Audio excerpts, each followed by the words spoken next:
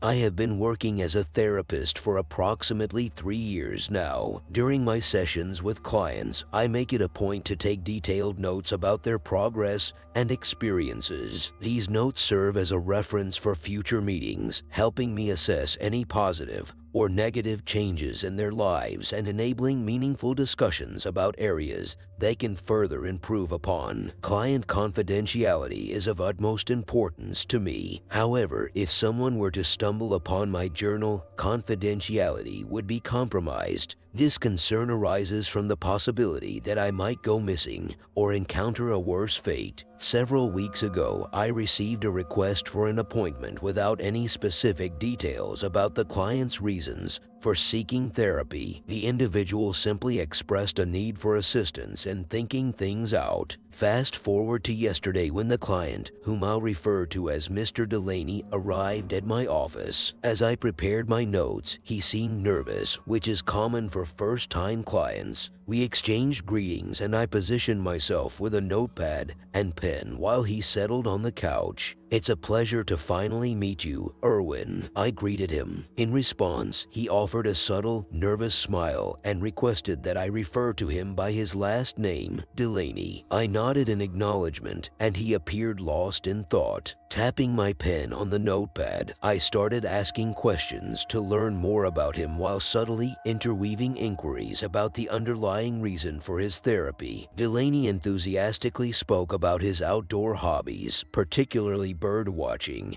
and briefly mentioned his knowledge of plants. However, he evaded direct answers regarding his motive for seeking therapy. It seemed as though he was simply sharing information I felt compelled to jot down, such as details about nesting locations of native bird species or the ecological benefits of Douglas firs. After spending an appropriate amount of time discussing his hobbies, I decided to inquire about the core issue prompting his therapy. As I broached the subject, Delaney's smile, which had gradually built throughout our conversation, vanished in mere seconds. He gazed at the ceiling, drumming his fingers on his chest, and released a deep exhale before meeting my eyes. "I'm not always myself," Delaney confessed. I made a quick note and allowed a pause, hoping he would elaborate. "How so?" I probed further. Delaney interlocked his hands and shifted uncomfortably on the couch. Opening his mouth halfway, he hesitated before closing it again. Deciding to press on, I stated, "Sometimes, when something angers me, I feel disconnected from myself." But Delaney interrupted, stuttering, "It's not like that." Once more, I patiently waited for him to provide more information before continuing. "Well, whatever it is, expressing it to me could be helpful. Even if I don't fully comprehend it, talking aloud might offer you a better understanding." Delaney responded bluntly, "You wouldn't understand." I replied, determined, "Try me." Delaney turned his gaze to the ceiling, clutching his hair with his hands. Reluctantly, he began discussing the concept of alternate realities and the multiverse, asking whether I had heard of a woman named Lorena Garcia. I shook my head in response. Delaney recounted a story he had come across about Lorena, who woke up one morning to a completely different reality. Her clothes, workplace, and even her boyfriend had changed overnight. However, most dismissed her account as mere hallucination or tabloid gossip. "So, the reality you and I are currently experiencing together is unfamiliar to you?" I inquired. Delaney replied, "Right now, it's not. But sometimes, on certain days, things I had encountered daily for months suddenly seem new. I can't recall how they got there, or even identify what they are. Minutes, hours, and even entire days can vanish from my memory as if they never happened." While Delaney spoke, I diligently recorded his words. I then proceeded to ask more personal questions, including the duration of his existential crisis and whether he had a significant other or if any family members were aware of his condition. Delaney estimated that his crisis had started anywhere from 4 months to 14 years ago, and stated that he no longer knew his family. Glancing at the clock to manage our time, I posed a few more questions before concluding our session. I asked if he had experienced thoughts or ideas that felt foreign to him, emphasizing his previous statement about not always being himself. Delaney shifted uncomfortably on the couch and confirmed my inquiry. "Can you provide an example?" I probed further. Delaney rubbed his right hand and replied, "The thought of severing my right arm using a knife or cleaver." Realizing I had been staring, I refocused on the conversation and resumed a normal tone. "Anything else?" Delaney lightly traced his right hand along his face before returning it to his chest. He froze momentarily and then said, "Other times, He didn't complete the sentence. Curious, I inquired, "What is it?" Delaney raised his hands to his face before lowering them back to his sides. He trembled slightly and began to sit up. A mixture of fear and determination filled his eyes as he stared directly at me with an intense glare. I felt dumbfounded and defenseless, uncertain of how to respond, as Delaney's gaze seemed to pierce my mind. Suddenly, as swiftly as it began, Delaney averted his eyes and reclined back on the couch, his hands returning to their original position on his chest. Hastily, I jotted down some additional notes. "I've shifted again, just now, haven't I?" Delaney uttered. Struggling to regain composure, I attempted to provide an appropriate response, unsure of what to make of the situation. Conflicted thoughts raced through my mind. Should I involve the authorities? Is he merely acting out, or is there genuine cause for concern? "What did I do?" Delaney inquired. A nervous laugh escaped me, followed by a quick clearing of my throat as I re-established eye contact. I recounted what I had observed during his episode. Glancing at the clock, Delaney also noticed the time and remarked, "I suppose it's time for me to leave." He rose from the couch and stretched his arms. I suggested providing him with copies of my notes, but he declined. I escorted him to the door, opening it for him. "Well, I'd say we're off to a great start." I attempted to lift his spirits. He raised his head, offering me the same emotionless expression he wore when he arrived. Slowly, I closed the door behind him and shuffled back to my chair, attempting to process the bewildering encounter. Taking a sip of water to calm my racing thoughts, I couldn't help but dwell on the enigmatic individual I had just met. Should I contact the police? Is he merely eccentric, or could his actions pose a threat to himself or others? Perhaps. The remainder of the afternoon became a blur. I vaguely recall scheduling an appointment with another client before driving home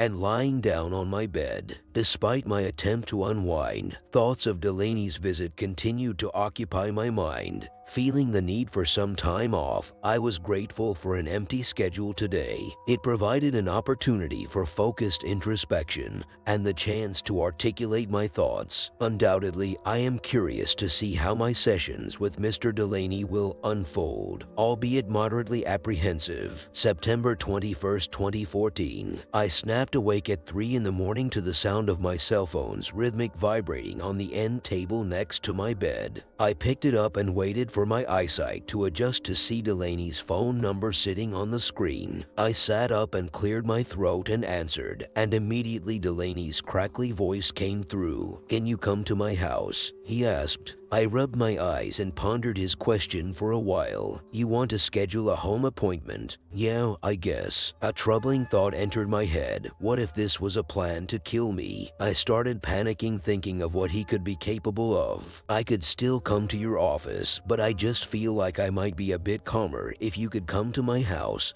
and talk with me. I think I gave you my address in the form I had to fill out. Maybe Delaney doesn't want to kill me. He's open to still coming into my office, but perhaps his mention of being a bit calmer is merely a malevolent ploy to get me to do an at-home visit in hopes of having a better chance at a breakthrough." Delaney snapped me out of my whirlwind of thoughts, and I decided to make a choice, one I might regret in a few days. If this is the last entry I make, you know why. I awoke abruptly at 3 a.m., startled by the rhythmic vibration of my cell phone on the bedside table. I reached for it, waiting for my eyes to adjust to the dim lighting, and noticed Delaney's phone number displayed on the screen. Sitting up, I cleared my throat and answered, immediately hearing Delaney's crackly voice on the other end. "Can you come to my house?" he asked. Rubbing my eyes, I pondered his request for a moment. "Are you suggesting a home visit instead of coming to my office?" I inquired. "Yeah, I suppose," came his response. A troubling thought crossed my mind. What if this was a sinister plan to harm me? Panic gripped me as I contemplated the potential dangers posed by Delaney. "I could still see you at my office, but if you feel it would be more beneficial to meet at your house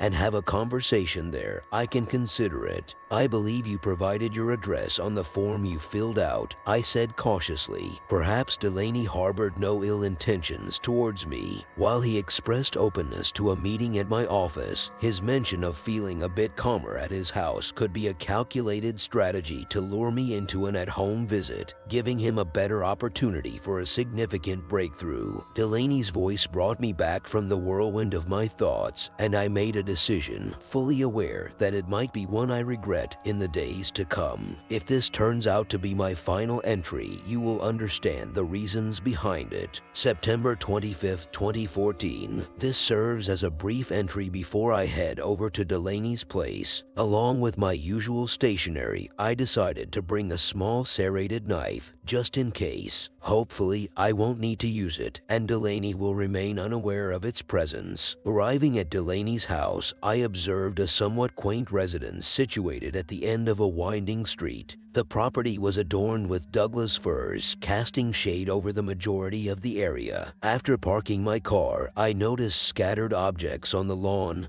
Torn paper, beer cans, and even peculiar items like porcelain figurines and twigs bound with duct tape, forming shapes and letters. Carrying my bag containing pens, notepads, and the knife, I approached the door and knocked. Silence greeted me. Trying a more rhythmic pattern of knocks, I waited again, but there was no response. I called out Delaney's name and knocked twice more, but to no avail. Frustrated, I attempted to open the door, only to find it barricaded from the other side. Glancing around, I pushed against the door, but it remained steadfast. Retrieving my phone, I dialed Delaney's number, pressing my ear against the door. Briefly, I heard a generic ringtone before a sharp thud, another thud, and the faint sound of shattered glass. Calling out once more, I received a forceful go. In response, now faced with a dilemma, I contemplated whether to leave or persist in my futile attempts to gain entry or have Delaney join me outside. However, I felt a sense of responsibility to assist him. Reminding Delaney of his initial request and my desire to help him better understand his situation, I cautiously inquired, "How would you hurt me?" A few seconds passed without a response, and then the door slowly creaked open, revealing pitch darkness. I held onto my bag handles tightly, unsure of what lay ahead. Delaney's voice emanated from within, urging me to enter. Carefully stepping through the doorway, I half expected an ambush in the darkness. Delaney's arm emerged, closing the door behind me and plunging us into complete darkness. I attempted to find a wall to steady myself, but only succeeded in becoming more disoriented. Delaney produced a series of slow clicking sounds, and suddenly I felt his hand grasp mine, guiding me through the darkness. Clutching my bag, I allowed Delaney's barely visible hand to lead me. The clicking persisted until he firmly instructed me to sit. Releasing my hand, Delaney's movements caused me to stumble, landing on a couch or similar furniture. I could hear him rustling before settling into his seat, emitting a sharp squeak. After adjusting, he fell silent. In a soft voice, Delaney revealed, "I have assumed a new body, an alternate version of myself. This transformation is more complex than I initially thought. Not only can I involuntarily trade psyches with my other selves, but I can also unwittingly adopt their physical forms and abilities." Delaney tapped his feet, and the sound of a drawer opening and closing reached my ears. Scraping sounds ensued, culminating in the appearance of a small flame a few feet away. Its soft, orange glow emanated from a brown lighter held by a hand different from Delaney's usual appearance, rougher and significantly paler, with shorter nails. Directing the flame towards a small candle on a nearby table, Delaney brightened the glow slightly, allowing for minimal visibility. "I have inhabited this body for 4 days now," he shared. I reached into my bag, accidentally pricking myself with the knife, and sought permission to take notes, which he granted. Placing my notepad on the table beside the candle, I began documenting his words. Interestingly enough, before all of this happened, I had contemplated. Delaney's voice trailed off as he chuckled softly. "Killing you." As I started writing, I froze, retracting my left hand and fumbling for my bag. "You brought the knife because you anticipated harm from me, correct?" Now completely still, I didn't know how to respond. There was no way he could have seen the knife, even in the darkness. Delaney shifted in his seat, and in the faint candlelight, I caught a glimpse of his face, a visual hallucination, I assumed. He shifted again, and his face disappeared into the blackness. "Well, I no longer harbor any desire to hurt you. I have become something else, something greater, and I intend for you to bear witness to my evolution." Without hesitation, I resumed note-taking, fully believing that every word spoken by Delaney would be of utmost importance in the future. Once I finished jotting down the latest set of notes and regained my composure, I decided to pose more questions to Delaney. "What's with the clicking?" I inquired. Delaney took a moment to respond. "After awakening in the early morning to excruciating pain as my skin and flesh peeled away, making room for my other self to take form, I discovered that bright light caused me immense suffering. Thus, I retreated from light and found solace in sound. I realized how much more I could perceive through sound than light." I continued writing, then proceeded with another burning question. "May I see what you look like?" Another brief silence followed, and then a faint hand emerged from the darkness, awkwardly holding up the candle. The table creaked, and I caught a glimpse of his face, a colorless complexion, closed eyes, and a mouth devoid of lips, appearing more like a crooked crevice. Within seconds, the candle was set back down,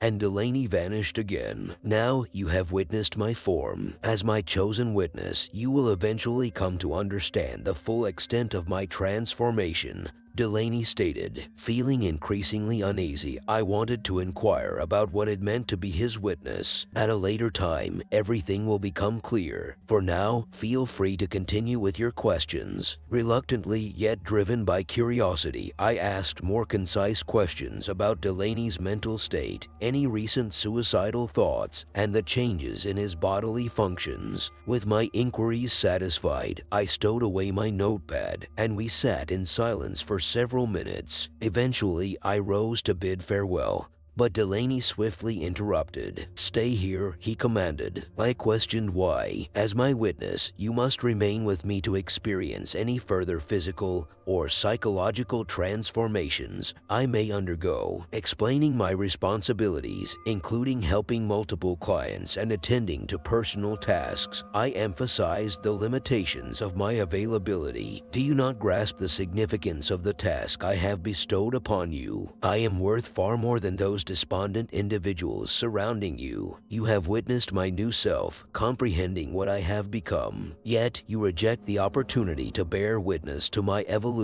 Feeling at my wit's end with Delaney, I uttered words I knew I would quickly regret. "You're delusional, Delaney." The words escaped my mouth with the force of bullets from a gun. Delaney fell silent, and although it may have lasted a few seconds, for me, it felt like an eternity. "Given all that I have shown you, how can you not only refuse to see what is right in front of your eyes?" Delaney crept forward, his twisted face illuminated by the soft candlelight glow.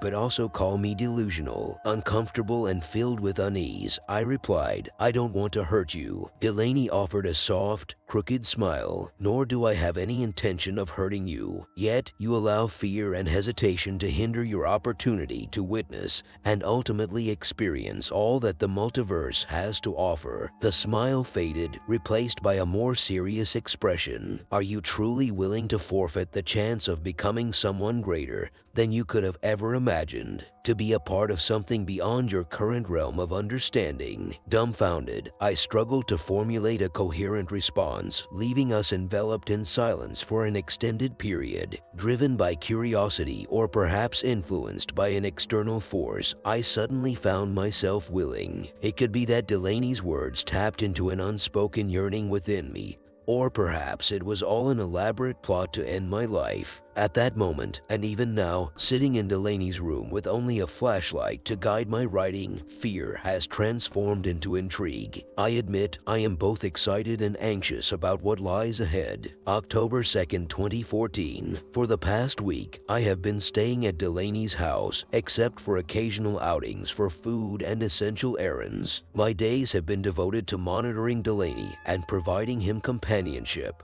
Occasionally, I experience indeterminate feelings of remorse. These emotions surpass the regret one might feel after an impulsive and expensive purchase, or when a suggested solution to a client's problem fails to yield the expected positive outcome. Perhaps this remorse stems from my previous convictions and the knowledge I thought I possessed about the world. As the days pass, I continue to learn more about Delaney and sense a transformation occurring within myself. Could it be that I am becoming like him? Several nights ago, I began receiving calls from my colleagues and clients. I attempted to explain my new role and share my aspirations for the future, but much like my past self, they remain oblivious. Delaney advised me not to concern myself with them. For now, I can only pity their ignorance. In time, they too will come to understand. October 3rd, 2014. Today, Delaney summoned me to his living room for an important conversation. Placing a candle on the table between us, he emphasized the significance of what he was about to disclose and instructed me to retrieve my journal. I could hear Delaney pacing in the room before he finally settled into his seat. With a noticeable quiver in his voice, he began to reveal a revelation that had been known to him for some time. Forget the exact moment I learned of it, but I believe you are now prepared to hear the truth, Delaney confessed, taking a deep breath before continuing in a hushed tone. The realities I've encountered are not a product of nature. They are intentionally constructed by the federal government. They aim to create parallel realities and transform a select few into alternate versions of themselves. Although the process is highly unstable, Delaney briefly stood up, then resumed his seat. Having shared this knowledge with you, I fear that we may face dire consequences, including death or something even worse. Frightened, I sought reassurance from Delaney. However, I must pass this information and these powers on to you. You, my witness, are rapidly evolving, and you must understand that soon you will have your witnesses, who will in turn have their witnesses. Eventually, this knowledge will spread worldwide. The feeling of remorse lingered in my mind, plunging me into a state of extreme panic, and Delaney once again had to alleviate my fears. Even now, my thoughts are in disarray when I recall what Delaney revealed. I perpetually carry a sense of unease, and revisiting my past entries only amplifies this feeling. Who was I before meeting Delaney? How did my life unfold before that fateful day on August 12th?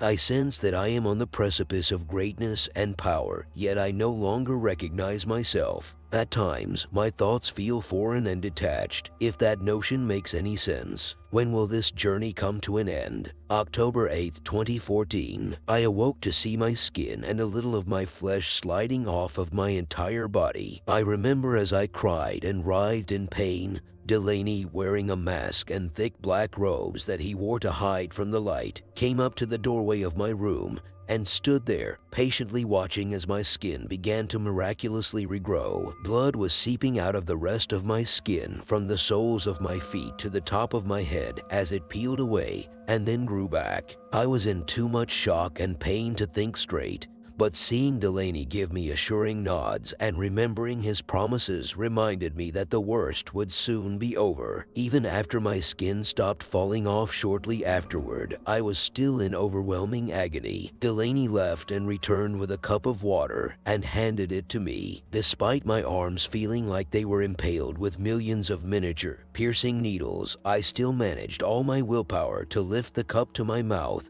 and drink. Delaney came over and reached his arms under my arms and helped me to my feet. He shook out my pants and shirt to get the rest of my fallen skin off of me. I wearily looked down and saw dozens of strips of my skin floating around in a small puddle of my blood and covering the floor around it. "You are the same," Delaney said, sounding confused. My pain numbed over and I started hyperventilating, all this just to remain unchanged. I thought to myself as I began to fall into a state of panic and dread. Delaney began to look over my body, then abruptly ran out of the room and rushed back in with a knife in hand. "What are you doing?" I screamed. Without saying a word, Delaney thrust the knife into my arm and then pulled it out in a quick motion. He held my bleeding arm out and told me to watch. After several seconds of continued agony, nothing happened. I tried to pull myself away, but Delaney's grip was tight. For once, Delaney started to sound panicked. He tried reassuring me, but he seemed at a loss for words. "This isn't what is supposed to happen," he kept repeating, still trying to keep me. He had his hands tight around my arms, so with no other option, I decided to kick Delaney with all the power I had. The heel of my foot hit his groin, causing him to let go of me and stumble back. "You lied to me," I screeched. I put my hand over the gash in my arm and tried applying pressure to it. I grabbed several socks lying around one of the legs of my bed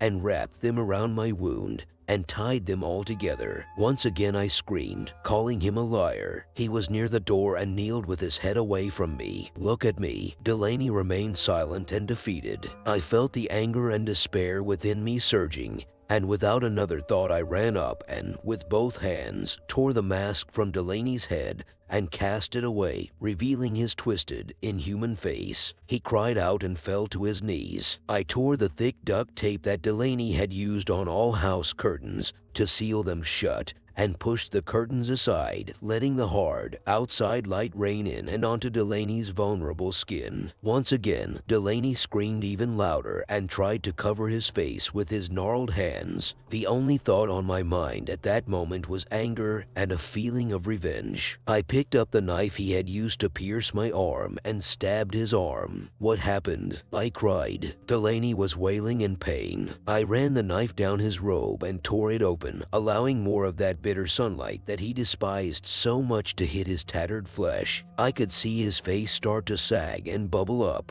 I grabbed Delaney by his arms and ran him through the bedroom window. At first, he only managed to crack it, but after another go his head broke through the glass. I shouted curses at him as I pushed him outside, the glass of the window breaking off and impaling itself through Delaney's robe. He was rolling around, trying the best he could to shield himself from the sunlight. I huddled into a corner and wrapped a pillow over my head to try and shut out the sounds of his dying screams. Again I shouted in despair, refusing to accept that all that I had believed in and hoped for during the past weeks was all a lie. After some time, when I could no longer hear Delaney, I dropped the pillow and looked outside. I could see him huddled up, with blood running out of his black robes. I got up and walked outside to him. I knelt over his body and looked him over. His already deformed body was even more deformed. His face was blackened, and I could see his eyes now, which were now completely red with blood. His mouth and nose were both puffed up, and the rest of his body was covered in numerous bumps ranging in size and blood that either came from the glass shards or had oozed from his skin. "Delaney?" I asked. "Nothing." I rolled Delaney over and returned to the house. So much happened that I wanted to write all this down as soon as I could. I think I finally understand now the mistakes I made, following Delaney and believing in his lies about reaching some higher level of existence. All my feelings of dread were just from my old self trying to get me to stop, to snap out of this lunacy. Created with AI PRM prompt content rewriter plus GPT mirror. I awakened to the sight of my skin and some flesh detaching from my body, engulfed in pain and distress. Delaney, donning a mask and thick black robes to shield himself from light, observed from the doorway as my skin started regenerating, while blood seeped from the rest of my body where it had peeled away. Overwhelmed by shock and agony, Delaney's reassuring nods and promises helped me endure even after the skin shedding ceased. However, the excruciating pain persisted. Delaney returned with a cup of water, aiding me as I struggled to lift it to my lips, despite feeling as if my arms were impaled by countless needles. He assisted me to my feet, shaking my pants and shirt to remove the remnants of my fallen skin. Examining my body, Delaney suddenly rushed out of the room and returned with a knife in hand. Alarmed, I screamed as he thrust the knife into my arm, then withdrew it swiftly. Holding my bleeding arm out, he instructed me to watch, but nothing happened after enduring prolonged agony. Attempting to pull away, I found myself trapped in Delaney's firm grip. For once, Delaney sounded panicked, attempting to reassure me, but struggling for words. "This wasn't supposed to happen," he repeated, desperately trying to retain control. With no other choice, I mustered all my strength and kicked Delaney forcefully in the groin, causing him to release his hold on me. Anger surged within me as I accused him of deception, applying pressure to my arm's gash and using socks to bandage the wound. Yelling at him to face me, Delaney knelt near the door, silent and defeated. Driven by anger and a desire for revenge, I tore the mask from Delaney's head, revealing his twisted, inhuman face. He cried out and fell to his knees. I ripped the thick duct tape he used to seal the curtains, allowing sunlight to bathe Delaney's vulnerable skin. He screamed louder, attempting to shield his face with his gnarled hands. Driven by anger and despair, I picked up the knife he had used on me and stabbed his arm. Confused, I demanded an explanation. Delaney wailed in pain as I tore open his robe, exposing more of his despised sunlight to his damaged flesh. His face contorted and bubbled. Gripping Delaney's arms, I propelled him through the bedroom window. Initially, the glass cracked, but after another attempt, his head broke through, shards impaling his robe. He writhed on the ground, attempting to shield himself from the sunlight. Cowering in a corner, I covered my head with a pillow, trying to drown out his dying screams. Despair filled me as I refused to accept that everything I had believed and hoped for was built on lies. After some time, when Delaney's cries ceased, I discarded the pillow and gazed outside. Delaney lay huddled, blood staining his black robes. Approaching his lifeless body, I knelt and examined him. His deformities worsened, his face blackened, blood-filled eyes, swollen mouth